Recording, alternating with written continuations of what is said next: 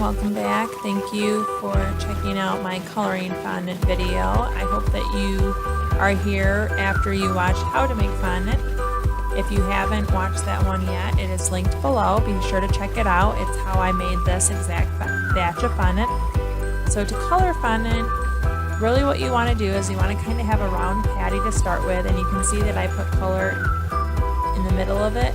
You take that color and you fold it into the middle of a ball of fondant. Now this is important because you don't want it on the outside, otherwise the color is going to get directly onto your hand. But as you see, as I knead the color, it turns the entire ball colored the more you knead it, and I don't have to get the color directly onto my hand. So through the process of twisting and turning and kneading it in and out, the color will slowly start to reach all areas of the fondant. Now this orange, I did red and yellow, and it turned out really light, so I will probably add more color later on, but I have moved on to my just yellow fondant.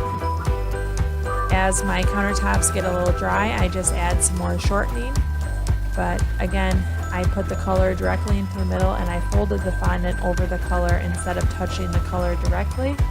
And this allows me to move the color throughout the fondant without actually getting the coloring on my hands.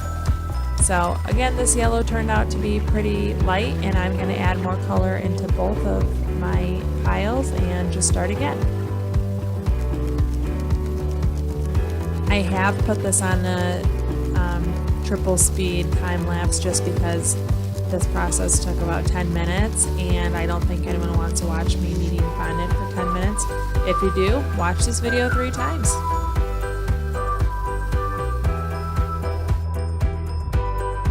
One thing that I always like to remember is that I can always add more coloring to my fondant, but I can never take the food coloring away. This is important because if you add too much food coloring right from the get-go, you might end up with a shade that's too dark. So it's much better to add a little bit at a time and to slowly build into the color that you're looking for. You can see as I folded this one, the color got right out in the open instead of in the middle of the fondant, and my hands are now orange. That can serve as a good reminder to you as to why you fold the food coloring into the middle instead of have it exposed where it touches your skin. That was a mistake, and I did not purposely do that, but it still will work out. It's just more of a mess to take care of. If you enjoyed this video, be sure to give it a big thumbs up, and to check out my other fondant videos. I already mentioned one, how to make fondant, that is linked below, as well as how to store fondant properly. That is also linked below. Thanks for checking out my video, and I appreciate your time. Be sure to subscribe.